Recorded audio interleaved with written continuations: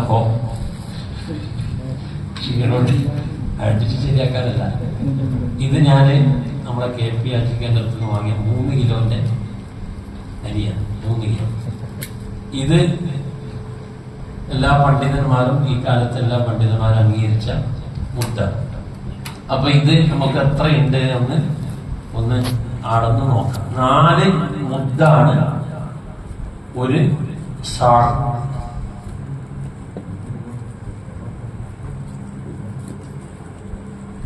നല്ല കെട്ടാണ്.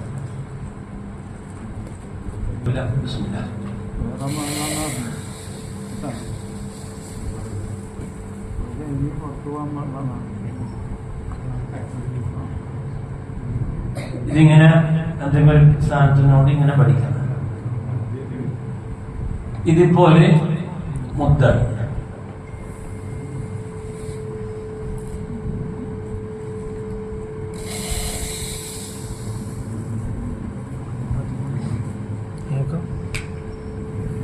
നാല് 2 മുദ്ദായി.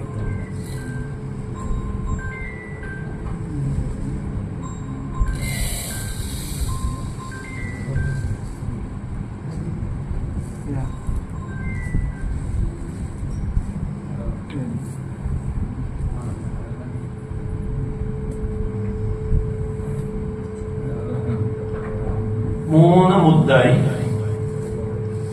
ഇനി ഇതെല്ലാം കൂടിയിട്ട് ഒരു മുദ്ദുണ്ടാകും.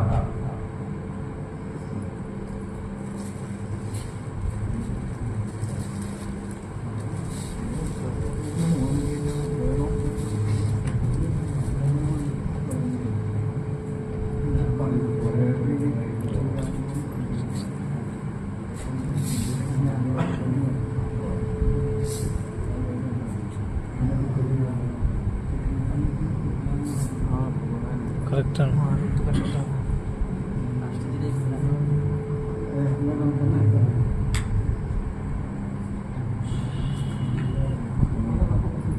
കുറച്ചരി ബാക്കിയുണ്ടാവും. വളരെ കുറഞ്ഞ അരി മാത്രമേ ഇത് ബാക്കിയുള്ളൂ. ഇതാ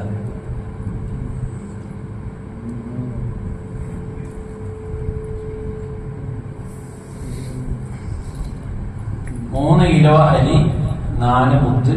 ബാക്കിയുള്ളത് ഇതാ ഇത്ര. ഇതൊരു 50 ഗ്രാമില് കുറവേ ഉണ്ടാവും അല്ലെ ഈ അരി.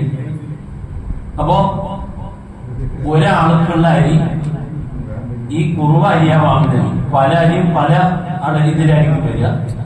കുറുവയാണ് വാങ്ങുന്നതെങ്കിൽ 3 കിലോ തന്നെ വാങ്ങണം, അല്ലെങ്കിൽ നമ്മുടെ ഫിത്ർ സക്കാത്ത് ശരിയാവില്ല.